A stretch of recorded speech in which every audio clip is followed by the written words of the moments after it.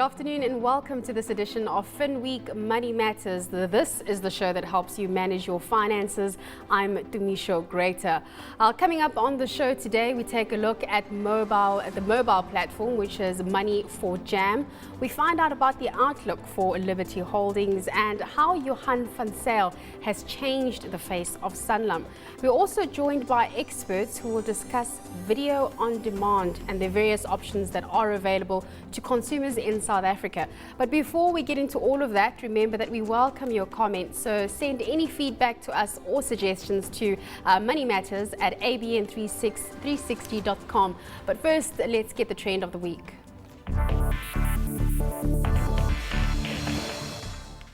Well, joining us now to talk about that specific trend of the week, we do have Brett St Clair, a sales director at Money for Jam, and he's going to be talking to us about micro-jobbing services that makes it easy for people to earn extra cash through performing quick and easy jobs while using their mobile phones. There's so much I want to know about this and about you, because this is your first week on the job.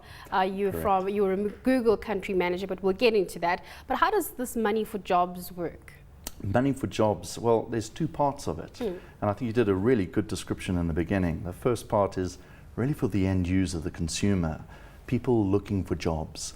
And there we've looked at the world differently, and we've said, what if we can give you 10-minute jobs and then pay you in 15 or 25 or 35 Rand snippets. So you can do the job at the right time that suits you at the right place. Then the second part is really for the brands and allows brands to create the jobs. If you're a brand that wants to understand more about their consumers by doing a survey, or if you'd like to do a brand activation, ask consumers, our jobbers, to come and engage with them and do things with them in an activation format.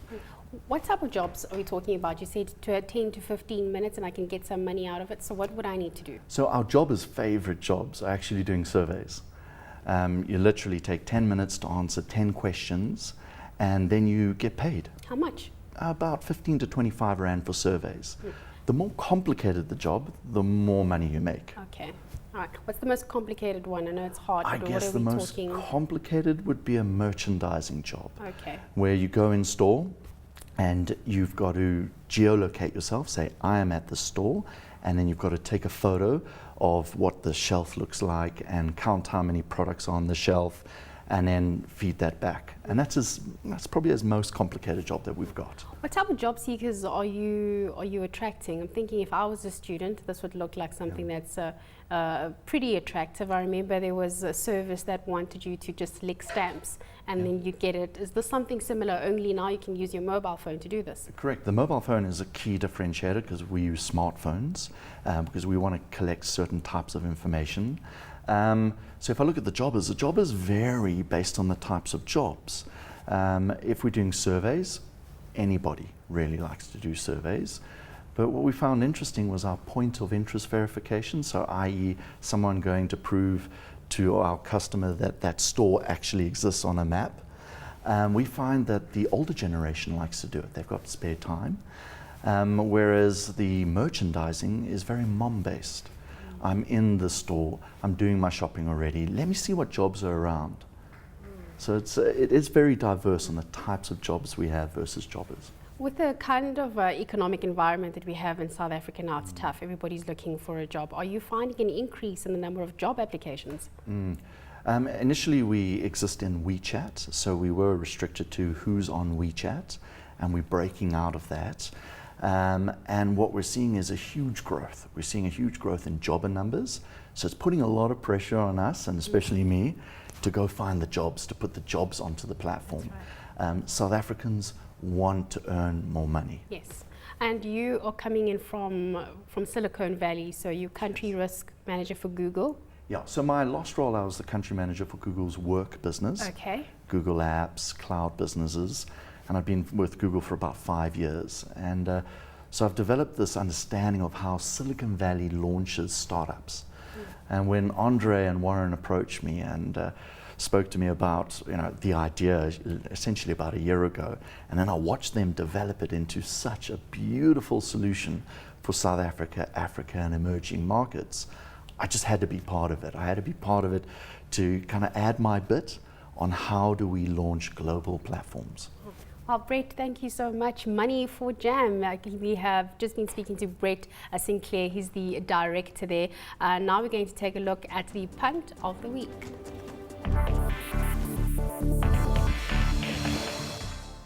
Liberty Holdings, that is South Africa's fourth largest insurer by market value, has had a tough few years following the global financial crisis in 2008-2009. It's had to work very hard to get business back on a solid footing. In the past financial year, earnings were under pressure at Libfin Investments, while Stanlib saw substantial withdrawals of the money market funds, and this was on the back of the negative sentiment that was caused by the failure of the African Bank Limited. But in Cape Town, to discuss the outlook for Liberty further is Finweek contributor Moxima Gama. Moxima, thanks so much. Liberty, it's in a very competitive market. You've got the likes of disruptors like Discovery. How's Liberty holding up? Look, it has had a bumpy ride, and it's been consolidating for the past 3 years, and no wonder so. Like you mentioned, Discovery, which has become quite disruptive. They're offering a one-stop shop with medical aid and insurance and investment solutions, and even gone forward offering credit cards that could give you points, and that's all attractive to people. And to them, if they could have a lump sum coming out from one company, it's better than having a lot of money's coming out of the account. So Discovery became more of an attractive option, which made at least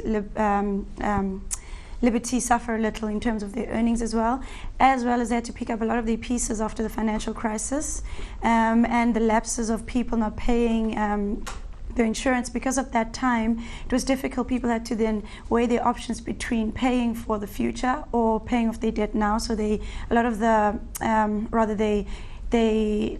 insurance policies or the investments had to be withdrawn. So they've had quite a beating for a while, for the past 3 years actually. If you look at the other rivals in that particular sector, Sanlam, they came out with their results this week, and we'll chat about that a little bit later. Old Mutual, they're all looking outside of the African or South African borders. In terms of Liberty's strategy and diversification, how are they doing in comparison with the Sanlam and Old Mutual? Look, they are lagging a little, but what is quite significant is the breakout that you just saw on the chart that appeared now, is that despite they had announced previously with 3% loss in their earnings, but the market seems to have reacted oppositely, and it actually broke out of a 3-year consolidation, which is quite significant. So when the market reacts differently to any news flow, that just confirms a breakout, and it's been it's a long-term breakout. It is a bit tricky in a sense that we really have to watch its performance for this year, but any level above that 137 or 138 level would be significant. So if it does actually close above 138 by the end of this month, then there's potential upside of about 30%, which is in the 180 range. Is not a bad return for the short term. It is a lagger, but having to break out of a long-term pattern makes it quite a significant, or it's quite a nice short-term investment. All right. Moxima, thanks so much for that. That was our Finweek contributor joining us from Cape Town, telling us about Liberty. Right now, let's take a look at this week's cover story.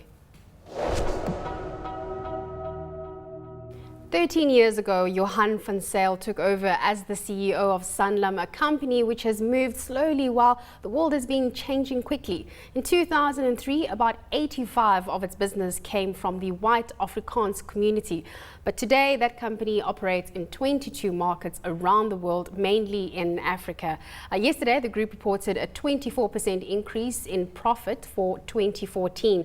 But in studio to discuss this week's cover is Finweek editor Jana Marais. Jana, thanks so much. Why are we also fascinated with the story about Johan van Zyl, besides the fact of him having a PhD in agricultural economics? What else? Why are people so fascinated? I think he's done a phenomenal job at Sanlam. Just diversifying the business, and not only from a markets perspective, and you know, they really now are operating in the low end, the middle end, and the upper end, but also in terms of their shareholding. I think the BEE deal that they did in 2004 with Patrice Motsepe is probably one of the best or most successful deals we've seen. And I think, to touch on his academic record, we always say academics teach because they can't do, and I think Johan very much shows that that's not always the case. So what does the future hold now for Sanlam?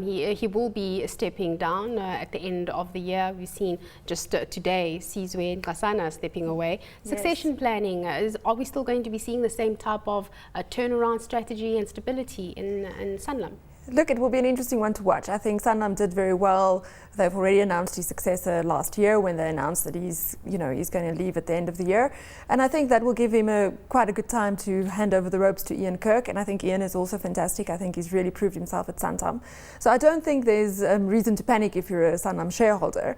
And I think Johan put it very well in our cover story that he feels the business is very well positioned. If you look at what he took over in 2003 and what he's handing over today, it's really a business that's positioned for growth, and they have a lot more options to play with than was the case when he took over. So I think it will be interesting to watch what Ian does with it. And watch we will. Thank you so much to Jana Marais. He is the editor at Finweek. While Sanlam, while we're still on this issue, remember they did report their results yesterday, and we saw their earnings growing 27%. New business volumes were also up 18%. The insurer's chief executive, Johan van Zyl, spoke to CNBC Africa's David Williams, and we broke down those numbers. Let's have a look. We're pretty diversified now. We have a good base in South Africa, the lower end of the market, the middle market, the affluent space. And then, of course, in the emerging markets into Africa, India, Malaysia, and then the UK. I think all the markets did particularly well. And remember, during this period we had strikes in a key area where we operate, the Platinum Belt. And in spite of those things, we were up 21% in the value of new business and life side. So. Talking about the acquisitions, what's the principle guiding you? You use the phrase bolt-on, relatively small, and you use the word partnerships. Yes. I think you've learned perhaps from some other South African companies that have gone big overseas and had to withdraw and reconsider? Yes, from the outset, we're a South African-based company. We don't really know these new territories. So for us, it's key to find partners who has distribution, who have the relationships and so forth, and can help us. We come with the knowledge and the skills around insurance. They come with the partnerships around the people. And in the end, people and clients are critically important. And that partnership has worked for us. We were talking yesterday about the banking sector in Africa, how the level of transparency, disclosure, and some of the regulation is not at the level it is in South Africa, and they have to get used to this. What's your experience with regulation and things like that from an environment where we really are world class? Yes, I think in most cases, they're catching up pretty fast. They may be a year or two behind us, but regulators across the world talk. There are conferences. Certainly in Africa, we have a very good relationship with them, and our FSB has a whole program of getting everybody onto the same level. So we see a lot of change, and I must say, we're always surprised by the level of sophistication. People would say maybe in banking, but in insurance, there's a lot of sophistication. Also in Africa, an underinsured continent. Yes, that's the big opportunity. If we look at the margins, they pretty much higher than in South Africa. It's part of lack of competition there, but key is that penetration is much lower than what we have over here. What about Santam? Your competitor, Old Mutual, I remember a couple of years ago, was trying to get rid of Mutual and Federal, and then kept it. It tried to get rid of Nedbank. So the strategy changes. We want to focus on our core business, and then you decide, no, it actually is part of our core business. Now, Santam had a tough year, and they doubled their contribution this time for you. Yes, Santam is a key part of our group, and it's always been. As we've said, one of our key pillars is diversification, a broader financial services, bigger share of wallet, not only life insurance or savings also, but a broader theme. And so from the outset, Santam has been a key part. We've had some tough times 2 years ago with lots of hail, catastrophic events and so forth. Last year was a sterling result, and you would have seen their contribution went up well over 100%. Let's just come back for a moment to that South African consumer who may not have that much income, even if they want to devote to investment products, but particularly to insurance. At the end of the month, you could say, well, I really can't afford this insurance, and you, in the business, you call it lapses. Yes, there is a level of indebtedness that has been steadily rising. We think that it's sort of plateaued, and we can certainly see it. But there's a very large and healthy group of people that do the right things. You know, they invest into the future, they plan their retirement when they don't work again. And it's still the majority. So we have in South Africa, although we see a lot of things, and with African Bank having fallen over and so forth, but we see a core of solid people. And this has been a key, part of our market. We've never gone for the more flashy and the type of client, the get-rich-in-one-day type person. We've had that solid base in South Africa, and that's been our mainstay. That's Sanlam Chief Executive Johan van Zyl with CNBC Africa's David Williams. Well, we'll be right back. But when we come back, we talk about video-on-demand services. What is that? What does it mean? Has it been taking off in South Africa? We'll delve into all of that right after this.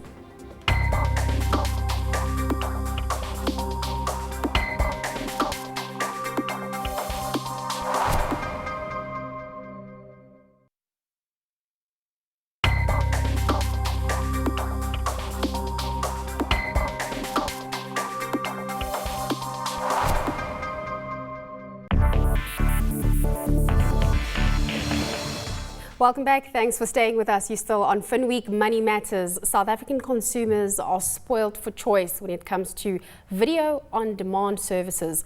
The MTN becoming the latest to officially launch its front row offering this week.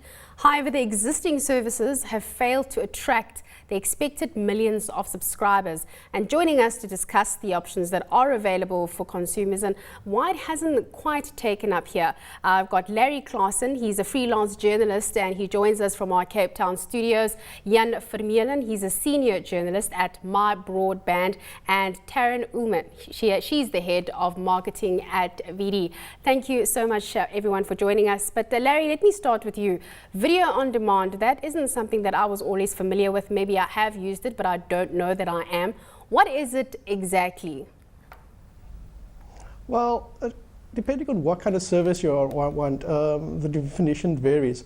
You can think of it as you can offer a streaming service like we've seen that they have in the States, where you just watch the video and it plays as if it's on your video recorder from another location, or you can download it. Yeah, that's basically what video on demand is.